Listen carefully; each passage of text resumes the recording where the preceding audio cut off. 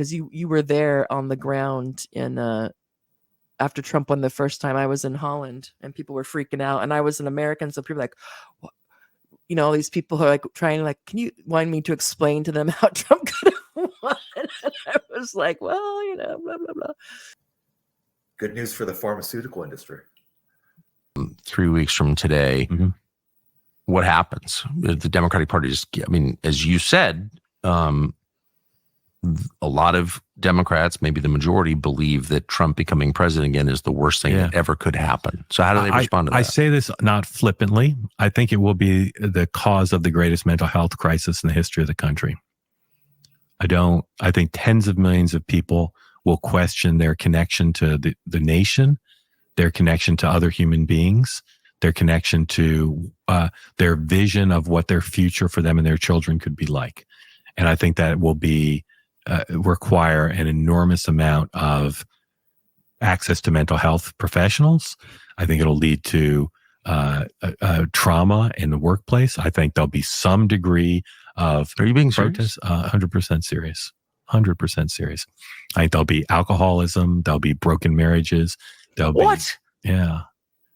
They think he's the worst person possible to be president, and having won by the hand of Jim Comey and Fluke in 2016, and then performed in office for 4 years and denied who won the election last time, and January 6th, the fact that under a fair election, America chose by the rules pre-agreed to Donald Trump again, I think it will cause the biggest mental health crisis in the history of America.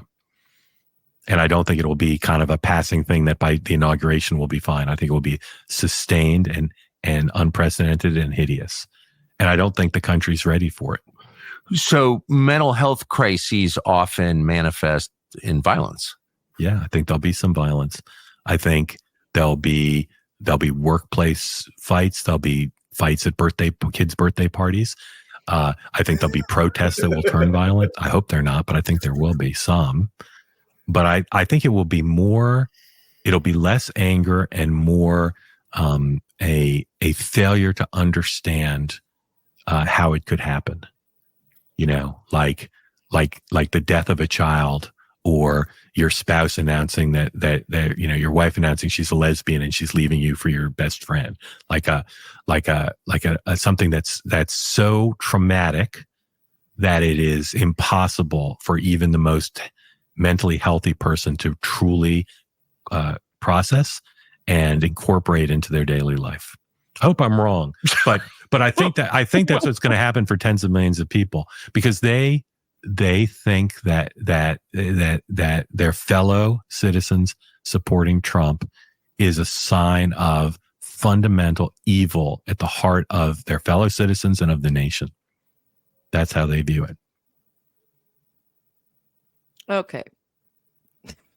So on that note, speaking of morbid symptoms, so it's not just that this is the best the political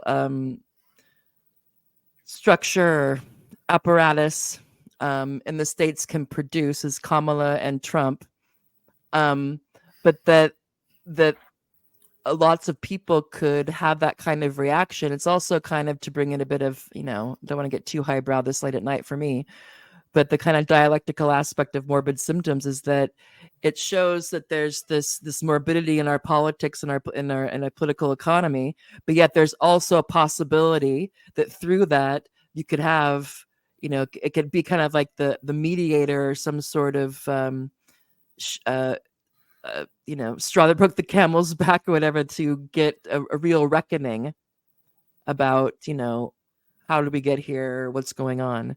So there's a possibility that there could be, the silver lining, that Trump could be, who knows, that at the end we could look back, or history could look back and be like, yeah, he was really a pivotal figure, and between two very different worlds, perhaps. Anyway, thoughts on that? Any of that in your dark room? That sounds legit, what he said. Yeah. Well, that's why I forgot. I went on a tangent, my Gramscian tangent.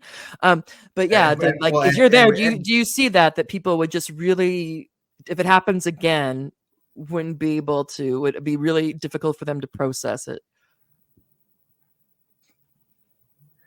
Yeah, absolutely. A lot of it depends on how the Democratic Party chooses to spin the loss. Since my belief in the capacity of Democrats to think for themselves and liberals to think for themselves in the U.S. is not very strong. Yeah. So yeah, Do you think this could be the death blow to liberalism in the States if Trump wins again? No. Well, there's so much delusion. I mean, it'd be some kind of shift in liberalism. But what form that'll take, I don't know. It might be in a form that's just as diluted. Yeah, it could be. It could be worse. I mean, who knows? Yeah. And in more confusing ways. Like I'd be curious to know what the effect would be on the pro-Palestine movement and the anti-war movement. Yeah. Because I think. And he's saying some weird shit about Iran. It's like, dude, they're playing you, bro.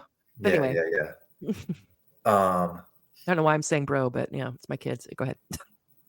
But I wonder if it's possible that the Democrats will try to co-opt the Palestine movement somehow into being an anti-Trump movement.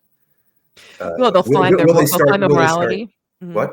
Maybe they'll find the morality now if he's at the face of it rather than the Democrats. Well, they may play at it. They may play it now that they're not actually in power. It's not really morality anymore. It's just purely rhetoric that no one expects them to be able to follow through on. The Democratic Party only really turned against the Vietnam War after Richard Nixon got elected.